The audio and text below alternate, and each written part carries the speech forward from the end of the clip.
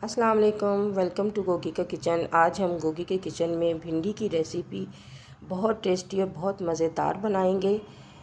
भिंडियाँ तो आपने बहुत खाई होंगी, लेकिन इस तरह की भिंडी की रेसिपी आपने कभी नहीं खाई होगी। तो चलते हैं गोगी के किचन में और मिलकर बनाते हैं मज़ेदार सी भिंडी की रेसिपी। यहाँ पे मैंने ली है भिंडी हाफ़ kg।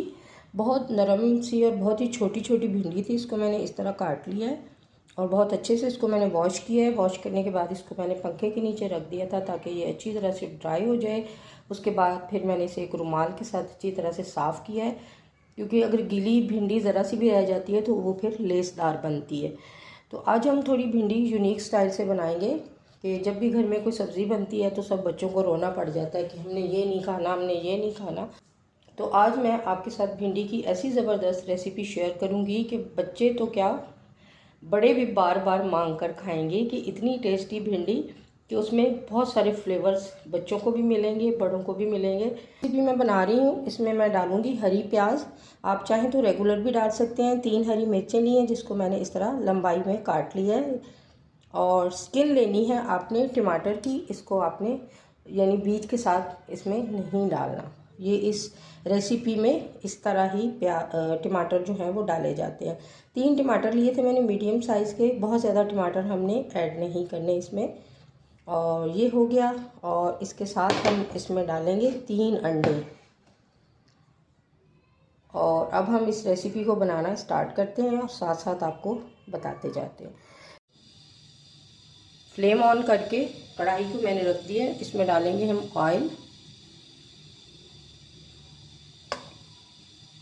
हाफ कप जो है मैं इसमें ऑयल डाल दूंगी।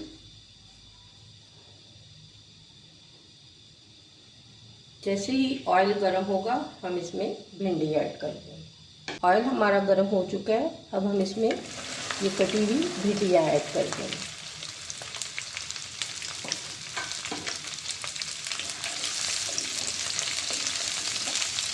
इनको हमने फ्राई करना है, लेकिन इनका कलर हमने चेंज नहीं होने देना। ये ग्रीन ग्रीन ही अच्छी लगती है, क्योंकि बहुत ज़्यादा हमने इन्हें बिल्कुल यानी ओवर कुक नहीं करना इससे हमने। और बहुत ज़्यादा ऑयली भी नहीं हमने बनानी, क्योंकि ये इस तरह बनेगी जैसे अंडे की भुजिया होती है, बिल्कुल इस तरह की बनेगी।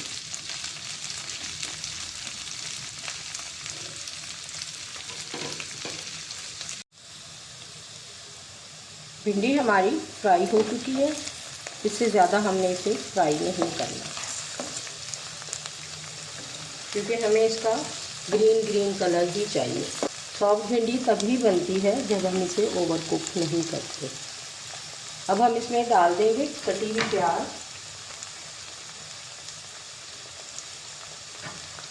2 बड़ी प्याज ली थी मैंने, ग्रीन प्याज, ये ऐड कर देंगे। और साथ ही इसके हम टमाटर डाल देंगे।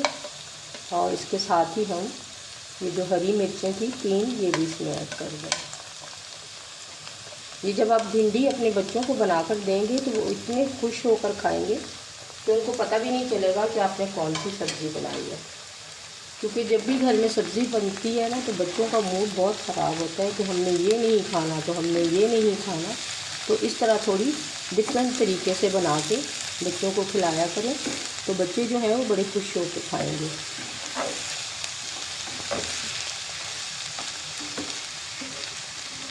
मेरे चैनल पे डिफरेंट तरीक़ों से भिंडी जो है वो मैंने बनाई हुई है।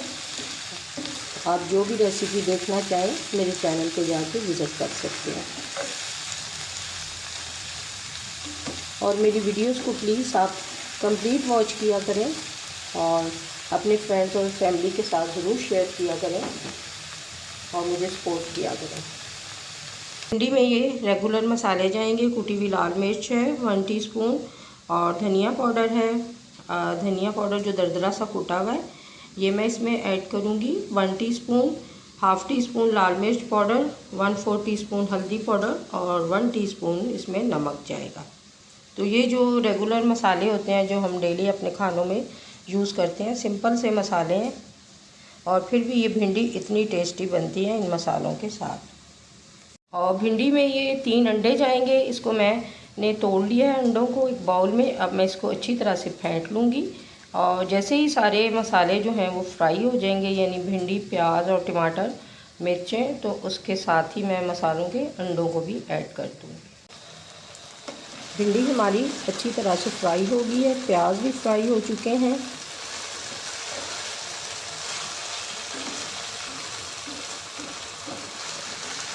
अब हम इसमें मसाले ऐड कर देंगे,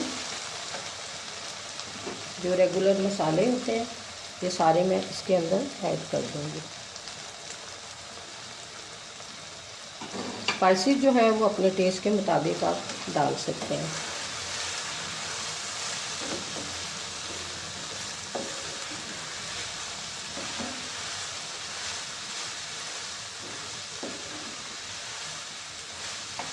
मसाले डालने के बाद इसको अच्छी तरह से मिक्स करेंगे और थोड़ी देर तक मैं इसे जो है वो कवर करूँगी ताकि टमाटर जो है वो अच्छी तरह से सॉफ्ट हो जाए।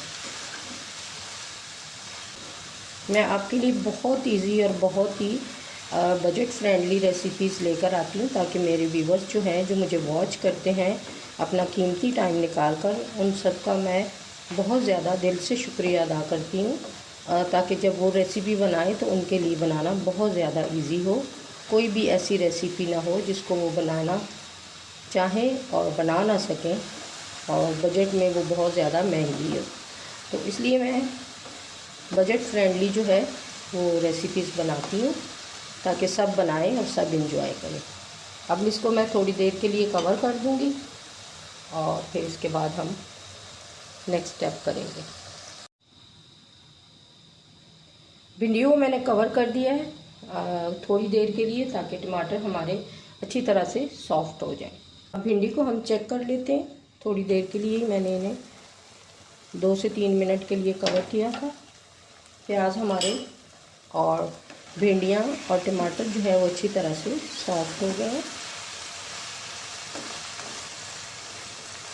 अब हम इसमें अंडे ऐड कर देंगे, जो 3 अंडे मैंने फेंट के रखे हैं।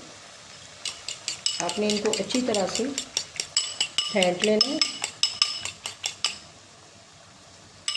और ये हम भिंडी के अंदर ऐड कर देंगे।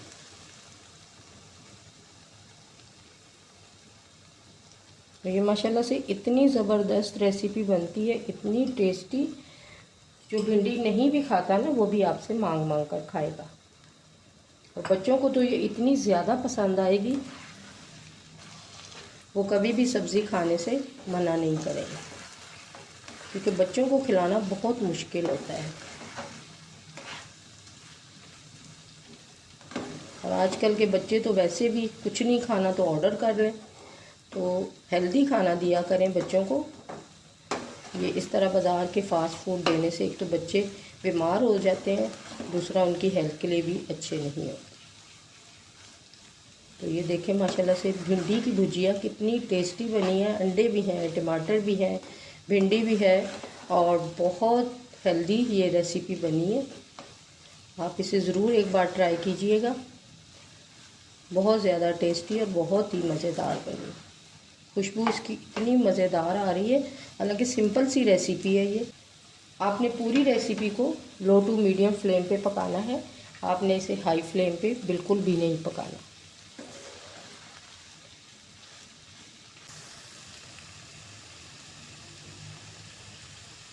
अब हम इसको कवर कर देंगे और फ्लेम ऑफ कर देंगे। भिंडी को हम चेक कर लेते हैं। माशाल्लाह से अल्हम्दुलिल्लाह भिंडी हमारी रेडी हो गई है। अब हम इसे डिश आउट करेंगे और इसकी फाइनल लुक फिर आपको हम दिखाते हैं। माशाल्लाह से अल्हम्दुलिल्लाह भिंडी की रेसिपी हमारी रेडी हो गई है और ये है इसकी फ़ाइनल लुक और इतनी टेस्टी और इतनी यमी लग रही है। आप इसे अंडे की भुजिया भी कह सकते हैं, भिंडिया की भुजिया भी कह सकते हैं, कोई भी नाम आप इसे दे सकते हैं। तो आप इसे चपाती के साथ खाएं, नान के साथ खाएं, पराठे के साथ खाएं, नाश्ते में खाएं, बच्चों को लंच बॉक्स में दें। बहुत ज़्यादा टेस्टी और बहुत ही फ्लेवरफुल और हेल्दी रेसिपी है। ये मेरे कहने पे आप इसे एक बार ज़रूर ट्राई कीजिएगा। तो ये थी मेरी आज की मज़ेदार सी रेसिपी। अगर आपको अच्छी लगे तो प्लीज़ इसे लाइक और शेयर ज़रूर कर दीजिएगा।